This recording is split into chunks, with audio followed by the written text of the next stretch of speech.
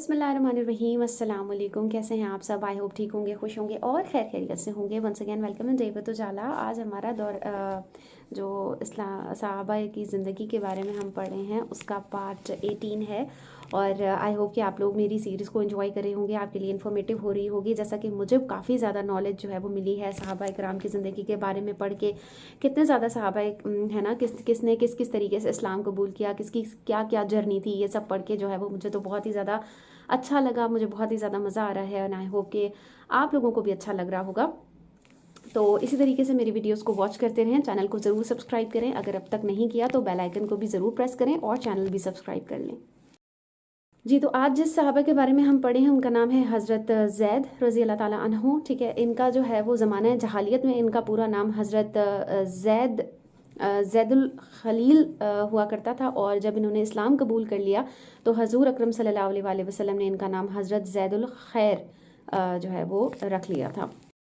इनकी मैं थोड़ी सी बैक स्टोरी अगर आप लोगों को बताऊं तो जब मतलब इन एक इस तरह का ज़माना था जब बहुत ही ज़्यादा ना मतलब खाने पीने को कुछ नहीं होता था और काफ़ी ज़्यादा जो है वो तंग हालात मतलब थे।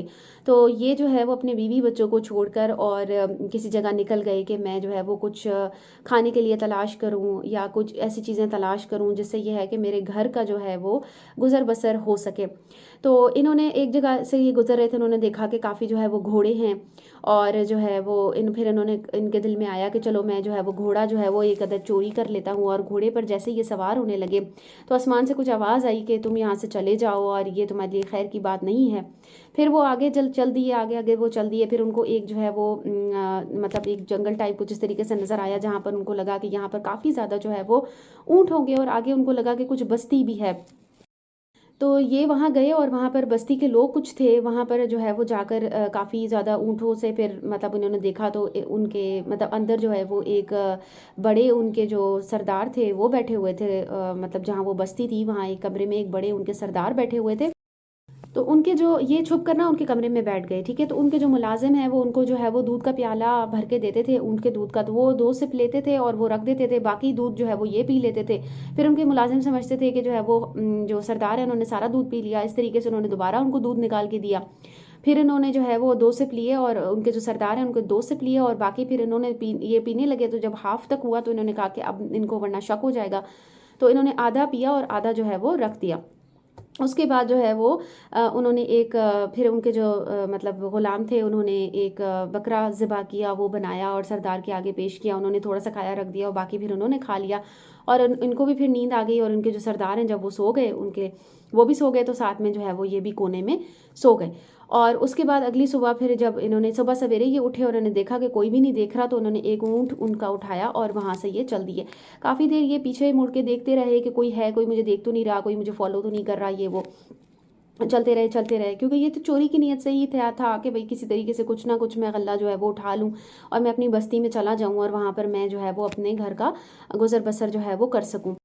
तो काफ़ी देर तक ये पीछे मुड़कर देखते रहे, तो काफ़ी दिन भी निकल आया। तो इन्हें बस ये एहसास हो गया कि मुझे तो कोई भी फॉलो नहीं कर रहा, मुझे तो किसी ने भी नहीं देखा। तो अचानक जो है वो इनको आगे से जो है ना वो कोई आदमी दिखते हुए नज़र आए, आते हुए नज़र आए और जो है ना वो वही थे जहाँ से ये ऊँट जो है वो चोरी करके आए थे। फिर तो भाई इनके दिल में आया कि भाई ये तो आ गए हैं मुझे फॉलो करते करते और अब तो भाई मेरी खैर नहीं है। फिर उन्होंने कुछ तीर निकाले अपने कमान से और उनकी तरफ ऊँट की तरफ मारने लगे। तो उन्होंने जो है वो उन्होंने भी फिर आगे से निकाला।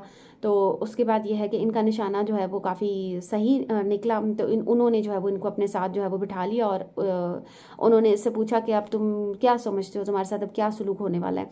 तो इन्होंने कहा कि मेरे साथ कोई अच्छी चीज़ तो नहीं होने वाली, ज़ाहिर है मैंने चोरी भी की है और मैं जो है मैंने आपको बहुत ज़्यादा परेशान किया है। तो उन्होंने कहा कि नहीं ऐसी बात नहीं है और मैं जो है वो तुम्हें ऊँट ज़रूर ले जाने देता, लेकिन ये असल में मेरी मिल्कियत नहीं है, ये मेरी बहन की मिल्कियत है। तो आप जो है वो मेरे साथ चलें और मैं जो है वो किसी जगह पे डाका जो है वो डालने लगा हूँ, तो वहाँ से मुझे कुछ मिलेगा तो मैं आपको जो है वो दे दूँगा। क्योंकि इन्होंने अपनी स्टोरी उनको बताई कि भाई मैं निकला हुआ हूँ इस तरह और मेरे घर में बिल्कुल खाने पीने को नहीं है और मैं इसलिए जो है वो निकला हुआ हूँ। तो उसके बाद ये है कि फिर कुछ दिन मतलब जब तक ये उनका वेट करें तो वहाँ पर हजूर अकरम सल्लल्लाहु अलैहि वसल्लम आए और उन्होंने जो है वो इस्लाम का जो है वो इस्लाम का दर्स दिया।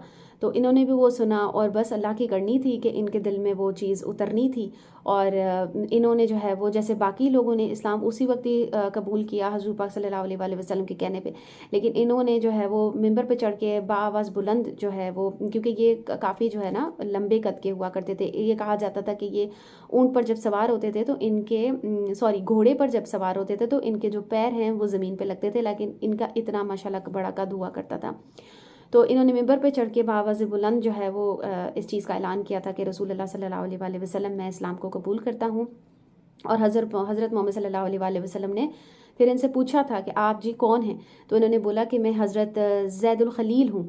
तो हज़रत मोहम्मद सल्लल्लाहु अलैहि वसल्लम ने इनसे कहा कि अब जो है वो आप हज़रत ज़ैदुल खलील नहीं बल्कि हज़रत ज़ैदुल खैर हैं। तो ये थी इनकी स्टोरी कि इन्होंने जो है वो कैसे इस्लाम जो है वो कबूल किया। और ये था मेरा आज का व्लॉग। आई होप आप लोगों को अच्छा लगा होगा। दुआओं में बहुत ज़्यादा याद रखिए, खुश रहिए और खुश रहने दीजिए। टेक केयर जी, अल्लाह हाफ़िज़।